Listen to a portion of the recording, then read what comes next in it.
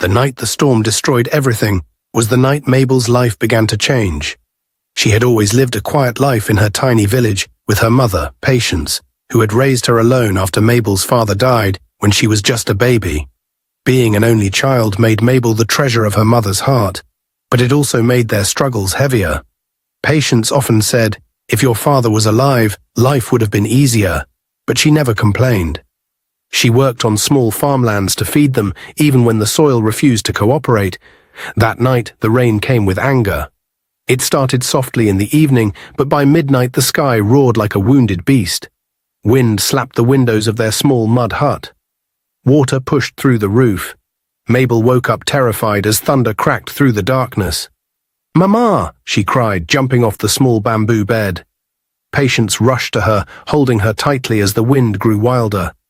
The roof began to shake violently. Patience whispered, "Mabel, hold my hand. If anything happens, don't leave my side." But they didn't have time. The roof suddenly split open and collapsed with a loud crash. Cold rainwater poured in. Patience screamed, grabbed Mabel's hand, and pulled her out of the hut as the walls began to fall apart. They ran under the heavy rain, both shaking. When the storm finally calmed, their home, everything they owned, lay broken on the muddy ground. Mabel stood staring at the ruins, with wet tears running down her face. "Mama, where will we sleep?" she whispered. Patience held her tightly. "My daughter, this village cannot help us anymore. We are leaving for the city. God will make a way." The next morning, villagers came with sympathy, but very little help. A few old clothes, a small bag of Gary, a little money. Patience looked at her daughter's sad eyes and made a decision that hurt and healed at the same time. They would leave everything behind. The journey to the city was long and rough. The bus coughed out black smoke as it carried them away from the village. Mabel looked out of the window and watched the only world she had known disappear behind tall trees. Patience held her daughter's hand. "Whatever happens, remember you are all I have. And I am all you have." Mabel nodded silently. The city welcomed them with chaos. Cars honked, people yelled prices, motorbikes flew past, and sellers shouted from every corner. Mabel felt lost. She held her mother's wrapper like a little child. They found a small single room in an overcrowded building. The room was too tiny for comfort, but it was all they could afford. Patience used almost all their money to pay the first rent and bought a tray of fruits so Mabel could begin selling the next morning. Mabel didn't complain. She woke up early, swept the little compound, washed her face, and helped her mother organize the fruits. Patience touched her cheek. "My child, I'm sorry life is hard." Mabel smiled softly. "Mama, as long as we are together, we will be fine." The roadside where Mabel sold fruits was noisy and full of different people. The sun burned her skin daily, but she worked with grace. Her beauty attracted attention, her rich dark skin, soft eyes, neat braids, and a smile that carried peace even in struggle. She always greeted everyone with respect. People soon began to buy from her, not just because of the fruits, but because of her kindness. It was on one bright morning that destiny moved quietly. A black luxury SUV slowed down near the junction. Inside it sat Frederick, the only son of billionaire businessman Richard and his powerful high society wife Margaret. Frederick was handsome in a way that made people stare without understanding why. Tall, well-built, calm, disciplined, with eyes that looked like they could see through lies. He was not the type that stopped for roadside sellers, but something made him look twice. He saw a young girl wiping sweat from her forehead while smiling peacefully at a customer, her eyes soft and innocent. Something pulled him. He asked the driver to slow down further. He looked at her face again, and something inside him shifted. She didn't see him. She was busy arranging fruits. But he saw something rare in her, something untouched by the city, something pure. The next morning, he looked for her again, and she was there. The following day, there again. And the next, still there. He found himself waking up earlier just so he could pass her junction slowly. His heart always responded to her smile, even when it wasn't directed at him. But their real meeting happened in a moment of humiliation. A rude customer argued over the price of oranges and called Mabel a village rat. He slapped her tray, scattering the fruits all over the dusty road. People around turned to watch, but no one helped. Mabel knelt down, trying not to cry, picking the fruits one by one. Then a shadow fell beside her, a hand strong, clean, gentle, picked up a fruit next to her. She looked up. It was him, Frederick. He knelt beside her, picking fruits quietly, ignoring the shocked faces around them. Mabel's heart pounded. No rich man had ever humbled himself like that. "Sir, you don't have to," she whispered. He smiled softly. "I want to help." The rude customer recognized Frederick and ran away in shame. But Frederick didn't even look at him. When they finished picking the fruits, he stood and helped her arrange them back on the tray. "My name is Frederick," he said. "What's yours?" "Mabel," she answered shyly. That was the beginning. From that day, he greeted her every morning. Some days he bought her fruits and told her to close early. Some days he stopped just to ask how her mother was. Mabel always blushed quietly. Patience watched with both hope and fear. She knew destiny was moving, but destiny sometimes came with pain. Meanwhile, Frederick's mother, Margaret, began to notice changes in her son. He left the house earlier, returned calmer, smiled more often. Margaret was not a woman who liked surprises. She knew her place in society. She knew the value of status. And she already had a woman chosen for her son, Tracy, the wealthy daughter of their longtime family friends. Margaret had plans, big plans. Plans that did not include a fruit-selling girl, and the storm of rejection was preparing to rise. Frederick went home that evening thinking only about Mabel. He tried to distract himself with work, meetings, emails, and calls, but her gentle face kept returning to his mind. He didn't understand why a simple girl selling fruits touched him so deeply. He had met rich girls, girls dressed in diamonds, girls who drove luxury cars, girls who posed for cameras anytime they saw him. But none of them made him feel what Mabel made him feel. Peace. It was like her smile entered his chest and stayed there. Meanwhile, in their small room, Mabel tried to hide her excitement from her mother. She sat on the little foam mattress, washing the fruits she didn't sell. Patience looked at her daughter's glowing eyes and sighed heavily. "My child," she said quietly, "does this man disturb your heart?" Mabel froze, pretending not to understand. "Mama, he is just someone who helped me." Patience's voice softened. "You are my only child. I know when something touches your spirit. Be careful. City men can be sweet today and bitter tomorrow." Mabel nodded silently, but her heart refused to forget the way Frederick had knelt beside her, like she was important. That night she slept with a smile she tried to hide. The next morning came with fresh sunlight, and as usual Mabel stood at the junction with her fruits. But this time she found her heart beating fast as cars passed.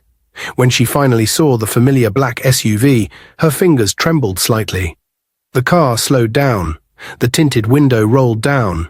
Their eyes met. Frederick greeted her with the kind of smile that a man gives only when he is happy to see someone. "Good morning, Mabel." Her voice shook a little. "Good morning, Frederick." He bought fruits he didn't need, just to talk to her. "How is your mother?" he asked. She smiled softly. "She is fine, thank you." He nodded, but he didn't drive away immediately. He simply watched her for a moment, as if memorizing her face. Then he said something that made her heart skip a beat. "Can I see you later today? After your work?" Mabel's breath caught. She didn't want to look too excited. "Where?" she asked quietly. "Just here. I will pick you and your mother. I want to buy you both lunch." Mabel blinked in surprise. "Lunch?" Frederick nodded. "If it's okay." Mabel nodded shyly. "I will ask my mother." Frederick drove off, leaving Mabel in a mixture of joy and fear.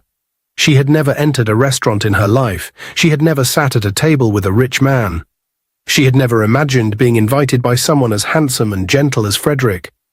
When she returned home to tell Patience, her mother dropped the pot she was washing. "Lunch? With who?" "Frederick," Mabel whispered. Patience grabbed her chest. "God of Abraham." Mabel looked down. "Mama, he is kind. He wants to meet you." Patience didn't know whether to rejoice or to cry. She sat down slowly and pulled her daughter close. "My child, listen to me. If his intentions are pure, God will show us. If not, God will protect you. But we must go. We cannot refuse the invitation. Respect is important. When afternoon came, Mabel and her mother dressed in their best clothes. Mabel wore a simple long gown with faded flowers, and Patience wrapped a clean scarf around her head. They looked humble but neat. When Frederick's black SUV arrived, neighbors came out to stare. Whispers started immediately. Who is that man? Is he a politician? Look at the car. Ah, he is greeting Mabel's mother respectfully. Oh. Mabel's heart almost burst from embarrassment and pride mixed. Frederick stepped out of the car himself and greeted Patience with deep respect. Good afternoon, Ma. Patience smiled shyly. Good afternoon, my son. Thank you for inviting us. He opened the car door for them. The entire compound gasped. A whole rich man opening door for a poor woman, they whispered. The moment they entered the restaurant, Patience almost cried. Everything was beautiful. Lights, clean tables, marble floor. She held Mabel's hand tightly. Frederick noticed and gave her a reassuring smile. He ordered simple food he knew they would be comfortable with. He talked gently, never showing pride. He asked about their journey from the village, their challenges, their hopes. Mabel watched him and realized something. He didn't treat them like poor people. He treated them like human beings. When the meal ended, Patience blessed him. My son, God will lift you higher. Frederick bowed his head in gratitude, but as he drove them home, something he didn't expect happened. Margaret, Frederick's mother, was in that exact area. She had gone earlier that afternoon to visit the mother of one of their housemaids who had suffered an accident days ago. Margaret didn't visit poor people often, but this maid had served the family for more than 20 years, so she felt obligated to stop by. She was just stepping out of the compound, about to enter her own car, when she noticed a black SUV approaching from a distance. She narrowed her eyes. She knew that car. She knew that number plate. Her heart dropped. That looks like my son's car, she murmured, stepping closer to the gate. But the tinted windows hid the faces inside. She could not see who exactly was in the vehicle. But the woman standing beside her, the maid's older cousin, spoke quickly before thinking. Ah, madam, you don't know. That wealthy young man, the owner of that car, he always comes here. They say he comes to see his girlfriend. The girl stays around this area. Margaret froze. What did you say? The woman smiled proudly, unaware of the fire she had just lit. Yes now, madam, he is always coming here. The girl is from the village. Very beautiful, respectful, but they are poor. Margaret blinked rapidly. My son, she whispered. With a girl here? But the car had already driven past. That evening, the mansion was silent when Frederick walked in, unaware of the fire waiting for him. But he saw her immediately, his mother, standing in the middle of the living room like a lioness ready to attack. Frederick, Margaret said sharply, come, here. Frederick inhaled slowly. Good evening, mother. Don't good evening me, she snapped. Who were those people in your car today? Frederick remained calm, silent. Margaret stepped closer. Her voice rose. I said, who were they? A mother and her daughter, Frederick answered quietly. Margaret's eyes narrowed. From where? Frederick looked her boldly in the eyes. I didn't ask them for a location, but if you want me to guess, I'll say heaven.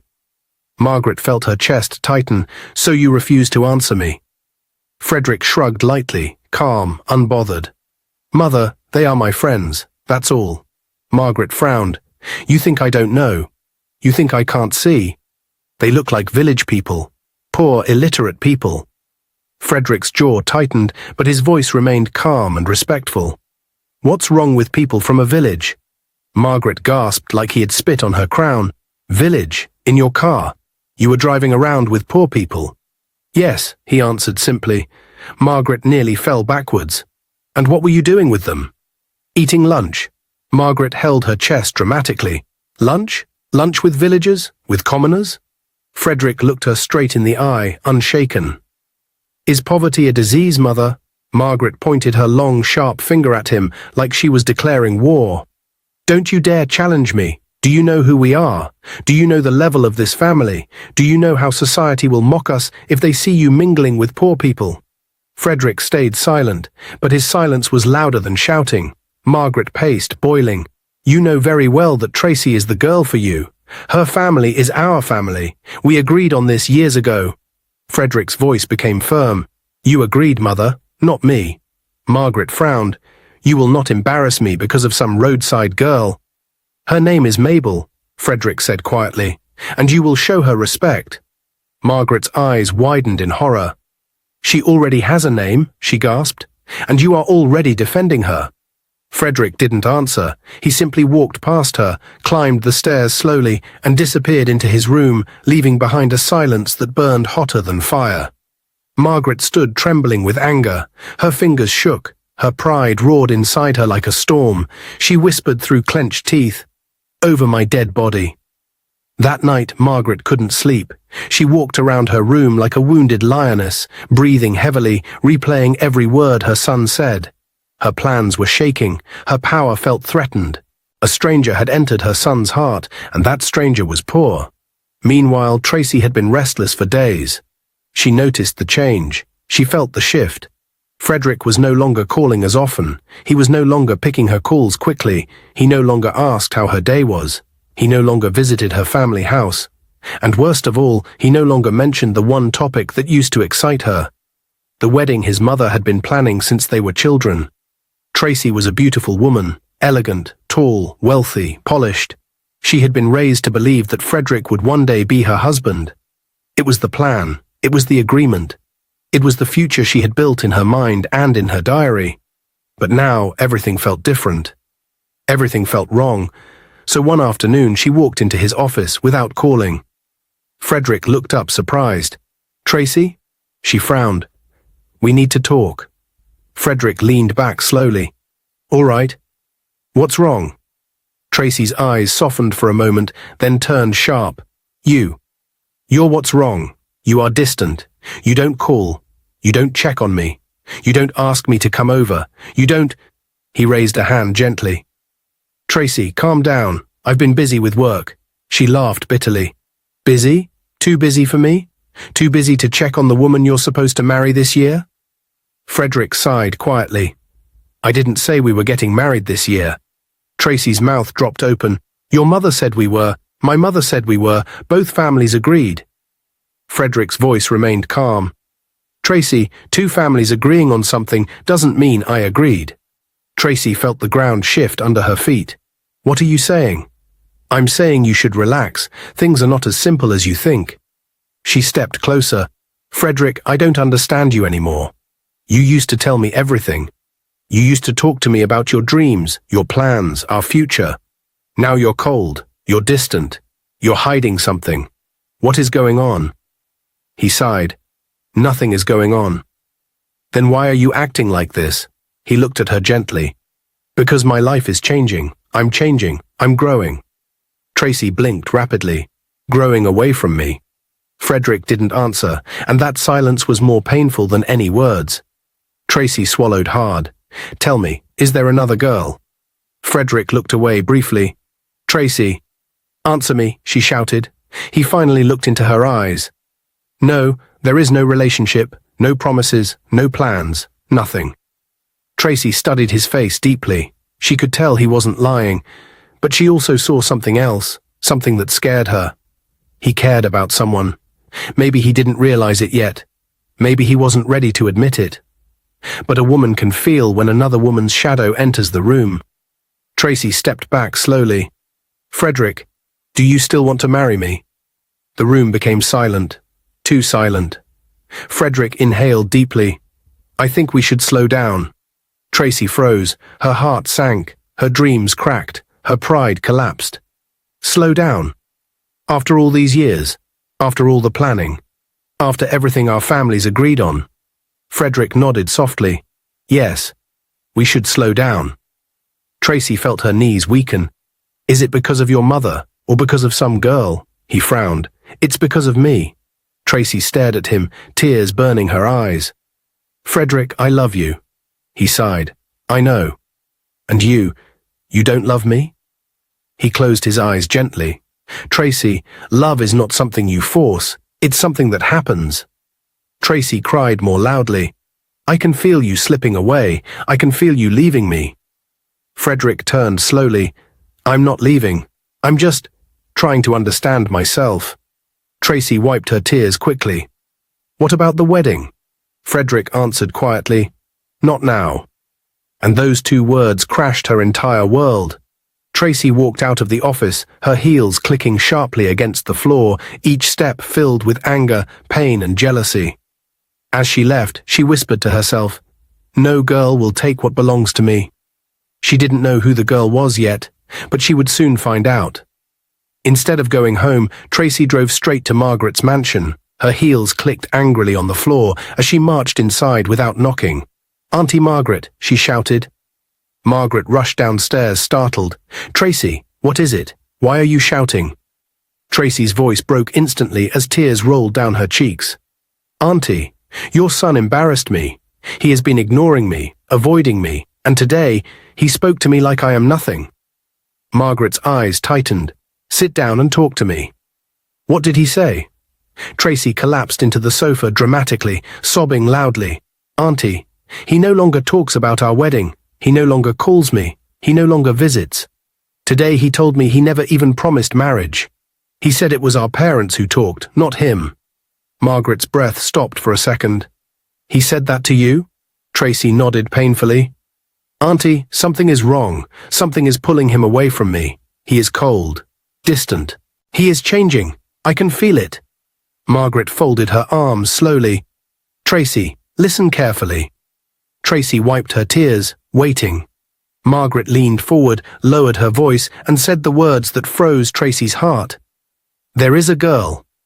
Tracy's eyes widened immediately. A girl? What girl? Margaret took a deep breath as if swallowing anger. I wasn't sure at first, but now I am. Yes, there is a girl my son has been seeing. Tracy covered her mouth in shock. I knew it. I knew it. That is why he has been avoiding me. That is why he no longer talks about our wedding. Margaret continued bitterly. And do you know the worst part? What? Tracy whispered shakily. She is not even from a good home. She is not from a wealthy family. She is a fruit seller. Tracy stood up instantly. A what? A fruit seller, Margaret repeated, disgust dripping from her voice. A poor girl from the streets. Someone told me where she sells fruits every morning. I didn't want to believe it until today. Tracy's mouth dropped open. So this is why he doesn't want to marry me? Because of a poor, roadside girl? Margaret nodded slowly. Yes, that is the girl. A nobody. A girl far beneath this family. Tracy clenched her fists in rage. Auntie Margaret, this is my right. Your son is my fiancé. Our families agreed when we were children. That girl has no place in this story. Margaret touched her shoulder firmly. I am solidly behind you, Tracy. Do you hear me? Solidly. Tracy breathed heavily, anger boiling inside her. You must not sit and watch a poor girl take your man, Margaret continued. You must show her that she cannot climb where she does not belong. Tracy stepped closer. Auntie Margaret, tell me where she is. Margaret walked to a drawer, opened it slowly, brought out a folded paper, wrote an address, then turned around with a cold smile. She sells fruits here, she said, handing the paper to Tracy. Every morning. Tracy snatched it. I will go there. I will deal with her. She will regret ever looking at him. Margaret nodded proudly. Teach her, her level. Remind her that poverty has boundaries. Tracy stormed out of the mansion like a woman ready for battle. Rage boiling, jealousy burning, and determination shaking her entire body. This was the moment Tracy declared war. Tracy drove straight to the location Margaret wrote for her, her anger boiling like hot oil. She parked her car carelessly by the roadside, stepped out in her designer heels, and scanned the area like a hungry lion searching for prey. She looked left and right, walking fast toward the line of fruit sellers. Her heart thumped with jealousy and hatred. Where is she? Tracy muttered. Where is that stupid girl? She reached the exact spot Margaret described, but Mabel was not there. The table was empty. The shade where she usually stood was vacant. Tracy looked around in confusion and fury. Where is the girl that sells fruits here? She shouted at a nearby woman. The woman looked at her from head to toe and replied calmly, They didn't open today. Tracy blinked. They? Yes, the woman said, the girl and her mother. They didn't come out today. Maybe they traveled. Maybe they are sick. I don't know. Tracy clenched her fists, breathing heavily. She is running from me, she hissed. Let her run. I will get her one day. She can hide today. She won't hide forever. She looked around again, her eyes burning with anger. She kicked a small stone on the ground and stormed back to her car. Running village girl, she muttered. I will catch you one day. Keep hiding. She entered her car, slammed the door loudly, and sped off, her anger filling the air like smoke. But Mabel had no idea someone had come looking for her. She had no idea another woman was already fighting for a man she hadn't even accepted yet. She had stayed home that day because her mother wasn't feeling too well, and she chose to take care of her. Faith protected her without her knowing. 2 days later, Frederick took Mabel and her mother to an expensive restaurant. Everything looked shiny and rich. When the food arrived, patients shouted loudly, "Look at food! My God! I have never seen this type of food in my life. My son, thank you. You tried for us." Frederick smiled gently. "It's nothing, Mama." Mabel felt embarrassed. "Mother, please calm down," she whispered. But Patience continued smiling like a child who saw heaven. Let me just enjoy this small blessing today." After a few minutes, Mabel stood up quietly. "I want to use the bathroom." Frederick immediately said, "Let me follow you." She shook her head quickly. "No, I'll go alone, please." He nodded slowly. Mabel walked to the bathroom. When she was done, she washed her hands and turned to leave. Suddenly the door opened. An unknown man in a mask and hoodie entered. Mabel froze. The man stepped close and whispered, "Stay away from people's husbands, or you will disappear forever. You and your mother." Mabel's heart dropped. "What? Who are you? What are you talking about?" The man's voice became colder. "This is your last warning. Go and ask your boyfriend. He will explain everything to you. You dirty village girl." Before she could scream, he slipped out quickly. Mabel stood shaking. Her hands were cold. Her legs felt weak. She rushed out of the bathroom and almost bumped into a waiter. She didn't stop. She went straight to Frederick. "Frederick, we need to leave." Her voice trembling. Frederick's eyes widened. "Why? What happened?" "I will explain outside," she said quickly. Patience complained loudly. "But we just came. I have not finished this delicious food. My son, at least let me finish the meat." "Mama, please," Mabel begged. "We need to go now." Frederick stood up immediately. His heart raced. Frederick held her hands immediately. "Mabel, talk to me. What happened?" Mabel was shaking, her eyes full of fear. "Frederick, someone came to me in the bathroom, a man in a hoodie and mask. He threatened me. He said I should stay away from people's husbands, or I will disappear. He said even my mother will disappear too." Frederick's eyes widened with anger. "What? Someone threatened you?" Mabel nodded quickly. "He said I should go and ask my boyfriend what he has not told me." "Frederick, what is he talking about?" Patience looked confused. "My daughter, what is going on? Who wants to harm my child?" Mabel looked at Frederick again, tears gathering in her eyes. "Frederick, what is happening? What is he talking about? Please tell me." Frederick took a deep breath. His heart was beating fast. He knew this moment would come, but he never expected it this soon or this violently. He pulled her gently away from the dining hall so her mother wouldn't panic too much. Then he faced her. "Mabel, listen to me carefully. I need to tell you something important. I didn't want to hide anything from you. I was only waiting for the right time." Mabel swallowed hard. "What?" Frederick exhaled slowly. "I have a fiancé." Mabel's entire body froze. Frederick continued, "But listen, it is not what you think. It is an arranged marriage, a marriage I never agreed to." Mabel blinked fast, confused and hurt. "Arranged? How?" "Our parents made that agreement when we were children. I didn't even understand what marriage meant at that time. Tracy, she is the girl. Her family and my family promised each other that when we grow up, we will marry." Mabel looked down. "So the man was right. You already have someone." Frederick stepped closer. "No, I do not have anyone. I do not love Tracy. I do not want her. I have never wanted her." A tear escaped Mabel's eye. "Then why is she threatening me?" Frederick clenched his fists. Because she and my mother think I belong to her. They think I have no choice. They think money gives them the right to control my life. Mabel wiped another tear. So, I'm the outsider. The poor girl they want to chase away. Frederick shook his head. No, Mabel, listen to me. It's you I love. You, not Tracy. Not any other girl. You. I know it sounds fast. I know it seems sudden, but I'm not someone who lies about feelings. When I saw you, when I got to know you, something in me chose you. Mabel's heart trembled. She wanted to believe him, but fear was eating her inside. Frederick continued, his voice full of fire. I will never marry Tracy, never. I don't care about any agreement made when I was a baby. I don't care what society thinks. I don't care who is angry. I choose you, Mabel. I choose you with everything inside me. Mabel looked up at him. But your mother hates me. She will never decide my future, Frederick said firmly. I'm a grown man. I make my choices. And I choose you. Mabel breathed shakily. Frederick, this is too much for me. My mother. My life. I don't want trouble. You won't be in trouble, he said softly. I promise you.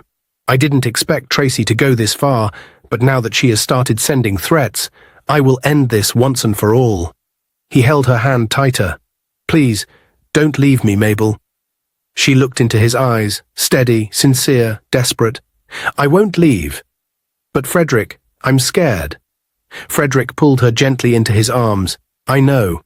And I'm sorry. But I will protect you with everything I have. I won't let anyone scare you again.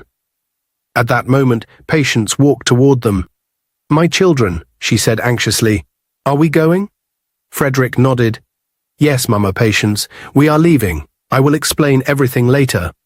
Patience frowned. But my son, I have not finished eating. Frederick forced a smile. I will bring you back another day, Mama. Much better than this. Frederick drove straight to Tracy's house the next morning, his face cold with anger. When her mother opened the door, she smiled as if she had been expecting him. Frederick, my son, come inside, she said sweetly, pretending nothing was wrong. But Frederick didn't smile. He didn't even greet her properly. He walked inside like a man carrying fire in his chest. Tracy's mother closed the door and followed behind him. Is everything okay? She asked, acting innocent. Frederick turned sharply. No, nothing is okay. I came here because I need answers. Tracy's mother blinked. Answers? About what? Frederick's voice rose slightly. About the nonsense happening around me. About the threats. About the insults. About the stupid game you and my mother are playing. Tracy's mother's smile vanished slowly. What do you mean by that? Don't pretend, Frederick snapped. I know it's you and my mother that sent someone to threaten Mabel, and I will not tolerate it. His voice was calm but dangerously firm, the kind of calm that comes before a storm. Tracy's mother placed her hand on her chest dramatically. Me? Threaten someone? Frederick, I am a mother. I am only fighting for my daughter's destiny. Destiny? Frederick laughed bitterly. What destiny? You, Tracy's mother said boldly. You are her destiny. Your wedding was agreed long ago, since you were children. Frederick stepped forward, his eyes burning. Let me tell you something clearly. I was a child. I didn't know anything. I never agreed to marry Tracy. I never said yes. It was you people planning your own selfish dreams. Tracy's mother stiffened. Frederick, watch your mouth. That girl you are following is nothing. She is a poor village girl, an illiterate. Frederick raised his hand slightly, warning her. Enough. But she continued shouting, Tracy is your class. Tracy is your match. Tracy is your wife. Frederick's eyes darkened. No. Never. I will never marry Tracy. She is desperate. She is proud. She is rude. She is mannerless. And I cannot join myself with someone like her. Tracy's mother gasped loudly. Frederick, do you know what you're saying? I know exactly what I'm saying, he replied sharply. And if Tracy sent that man to threaten Mabel, let her know I will involve the police next time. Tracy's mother frowned. So you are choosing that fruit seller over my daughter? Frederick looked her boldly in the eyes.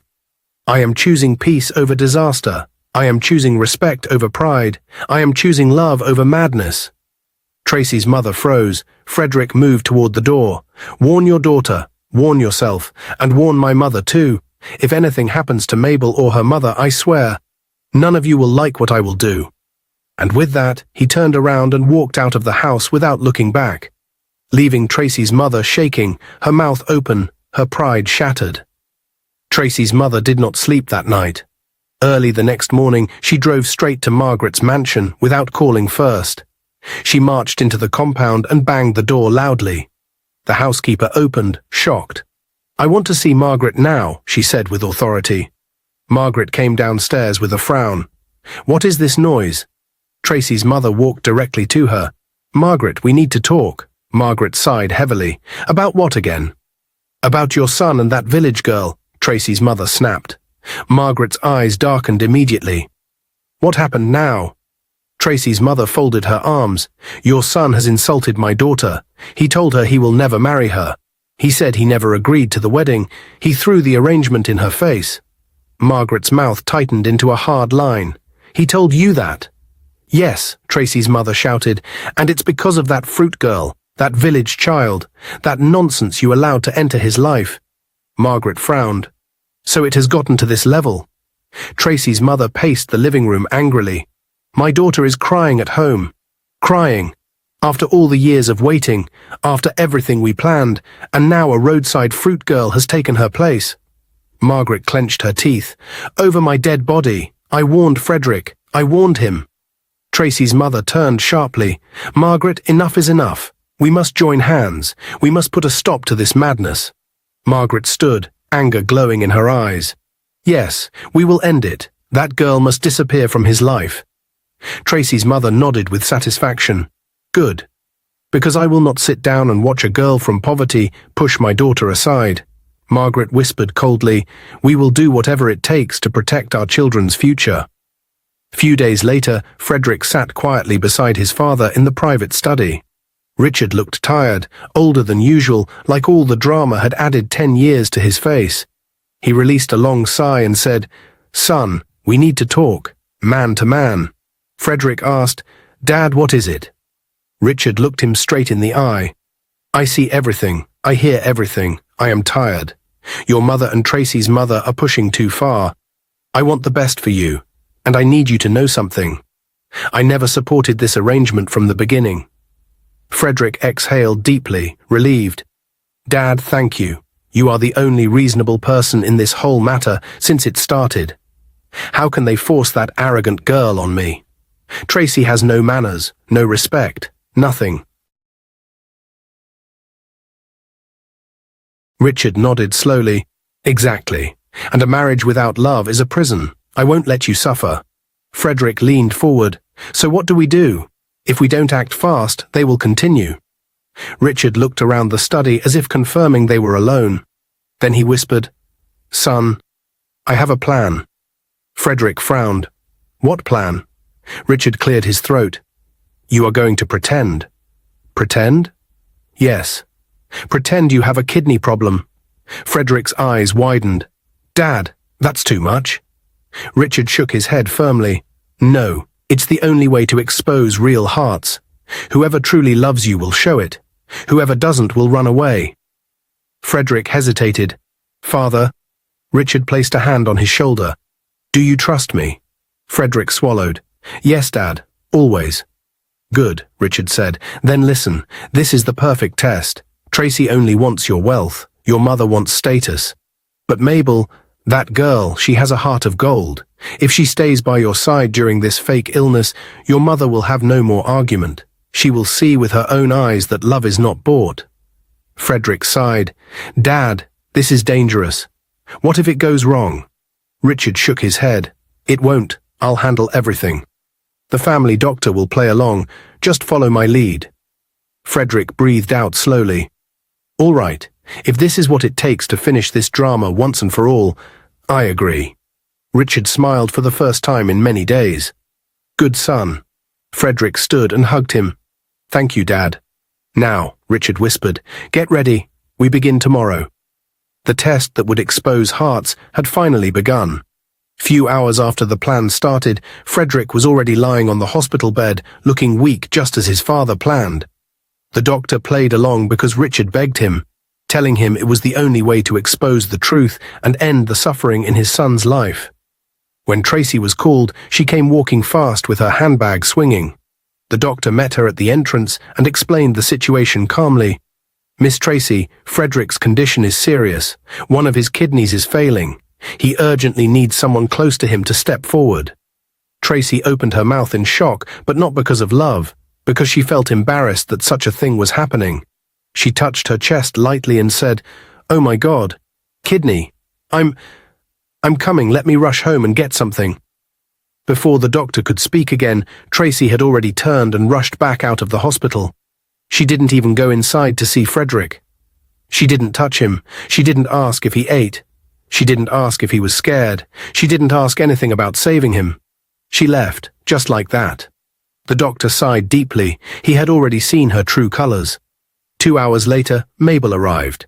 She didn't walk. She ran into the hospital like someone whose heart had been torn apart. Her eyes were red. Her hands were shaking. "Doctor, where is he? Please, where is Frederick? Tell me he is alive, please," she cried. The doctor took one look at her face and already knew she was different from Tracy. He guided her gently into his office and explained everything. "His kidney is failing. He needs someone who can donate, someone close." Mabel burst into tears immediately. "Doctor, please do something. I beg you, please don't let him die. He is my life. He is everything to me," she cried. The doctor waited for her to calm just a little, then he said, "We need a donor. Someone who is willing." Mabel didn't even wait for him to finish. She wiped her tears roughly and said with a trembling voice filled with love, "Doctor, please take mine. Take my kidney and give it to him. I don't care about the pain. I don't care about anything. Just save Frederick for me. Please save him." The doctor froze. He stared at her in shock because he had just heard Tracy's excuse hours ago. But here was a poor village girl, a girl who owned almost nothing in this world, and she was ready to give away a part of her body without thinking twice. Her hands were shaking, her tears dripping. "I will give him my kidney. Test me. Do whatever you need to do. I cannot lose him." The doctor nodded slowly, speechless. It was the clearest answer he had ever seen. The plan was working, more perfectly than Frederick's father ever imagined. But what touched the doctor the most was the purity in Mabel's heart. While Tracy ran away, Mabel ran forward. While Tracy thought of herself, Mabel thought of Frederick. While Tracy disappeared, Mabel was ready to sacrifice her life. And at that moment, the doctor knew exactly who truly loved Frederick. Tracy rushed home angrily, slamming the door as she entered the living room. Her mother was sitting on the sofa watching TV when she saw her daughter's angry face. "Tracy, what is it? Why are you breathing like someone chased you?" Tracy threw her handbag on the chair. "Mummy, Frederick is sick, very sick. They said something about kidney nonsense." Her mother frowned. "Kidney? What kidney? Who told you that?" "The doctor," Tracy snapped. "He was talking rubbish, saying Frederick needs someone to help him, someone to come forward, someone compatible, someone willing. Can you imagine? Me? Give my precious kidney to a boy? Never." Tracy's mother stood up immediately. "God forbid, over my dead body. Do they think because you people grew up together, your kidney belongs to him? Nonsense." Tracy folded her hands. "Exactly, Mummy. Which useless doctor will say nonsense like that? Me that has my life ahead, my fashion, my future? Is it kidney I will now remove because of man?" "Bah, never," her mother hissed loudly. "Let them go and meet that poor village girl his foolish mother told me about. Isn't she the one that collected him? Isn't she the reason he is misbehaving? Let her go and remove her kidney.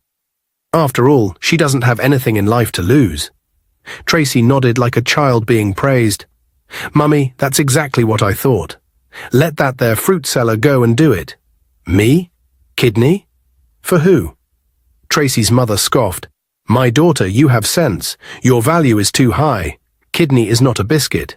Tell them you are coming and never return there. When he gets better, he will learn to respect you." Tracy laughed coldly. "Mummy, don't worry. I already told the doctor I needed to pick something at home. He will wait for me until night. Let me see what he can do. Her mother clapped her hands. Good, let them suffer. Let that poor girl run up and down. This is what his mother and father caused. They allowed him to start going near poor people. Now see where it has ended. Tracy smiled wickedly. By the time he wakes up, he will understand who truly loves him. I will not remove any kidney for anybody. Her mother touched her cheek proudly. That's my daughter. Nobody in this house will remove kidney because of man. Let them look for who they will deceive. Tracy sat down and opened a drink as if nothing happened. Both of them relaxed, gossiping and insulting Mabel without knowing what was happening at the hospital. Without knowing that Mabel was already crying and begging the doctor to save Frederick. Without knowing that destiny was watching. Back at the hospital, the doctor gently told Mabel to come back the next day for all the tests they needed to run. Mabel shook her head immediately, saying she was not going anywhere. She begged the doctor, saying she wanted to see Frederick. She wanted to stay beside him. She didn't want to leave him alone. The doctor looked at her kindly and said, "Madam, you can't stay here tonight. Hospital rules. We will run the tests on you tomorrow morning before anything." Mabel sighed. "Doctor, please, can't we do it today? Please, I am ready now. I will do anything. Just let me save him." The doctor sighed and said, "No, madam, not today. You have to come back tomorrow.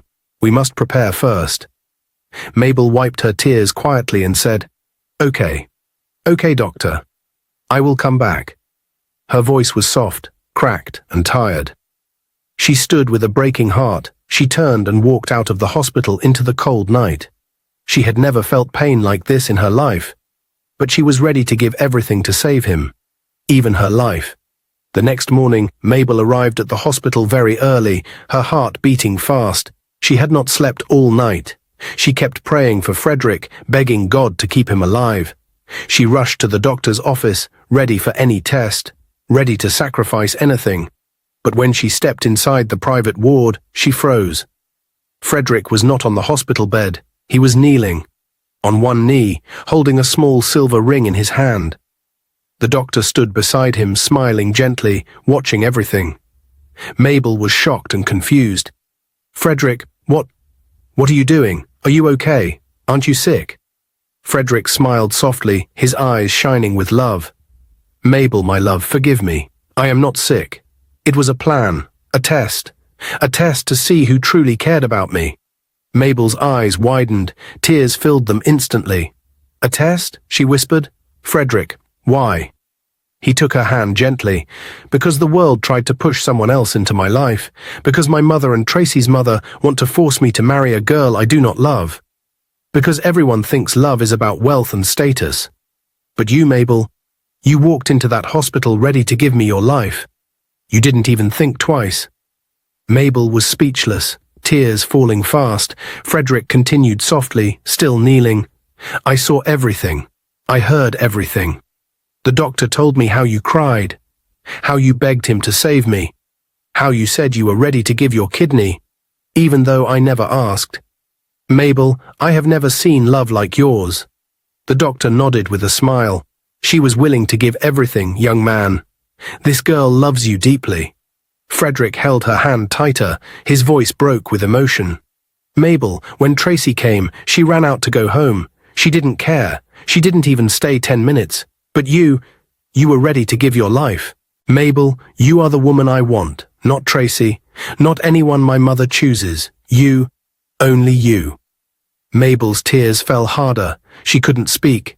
She shook her head slowly, overwhelmed. Frederick smiled and lifted the ring. "So today, here, with the doctor as witness, I want to ask you the question I have carried in my heart from the first day I helped you pick fruits from the road." He looked straight into her eyes. "Mabel, will you marry me?" Mabel burst into tears, both hands covering her face. She tried to speak, but her voice cracked. "Frederick, I... He held her gently. "Don't cry, my love. Just tell me the truth. Will you allow me to love you forever?" Mabel finally nodded slowly, her whole body shaking. "Yes," she whispered. "Yes, I will marry you." Frederick closed his eyes in relief, slipped the ring on her finger, and pulled her into a tight embrace. The doctor clapped quietly in the background. At that moment, Mabel felt like the poor village girl inside her died. And a new woman was born. The woman who just accepted a billionaire's proposal. The woman Faith had chosen. Tracy heard the news later that afternoon. One of her friends called her screaming on the phone that Frederick was never sick, that it was all a test planned by his father, and that the same morning he proposed to that fruit girl in the hospital. Tracy threw her phone on the floor and shouted at her mother, saying, "It's all your fault. You pushed me. You forced me. You told me lies. Now look, I have lost him forever." Her mother tried to talk, but Tracy shouted louder, saying she has embarrassed her life and destroyed her future. She stormed out of the house angry and ashamed. Meanwhile, at the hospital, Margaret walked slowly to where Mabel was standing. For the first time, she looked humble. "Mabel, I am sorry. I insulted you. I judged you. I looked down on you. Please forgive me. I was wrong. You showed me that love is not about money." Mabel's eyes became watery, and she nodded gently. "I forgive you," she said softly.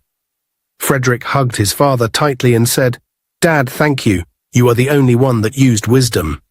You helped me see the truth." His father smiled proudly and tapped his shoulder. "A good woman always shows herself. I saw Mabel's heart long ago." A few weeks later, Frederick and Mabel had a beautiful wedding filled with joy. Mabel walked down the aisle with a bright smile, finally stepping into the life destiny prepared for her.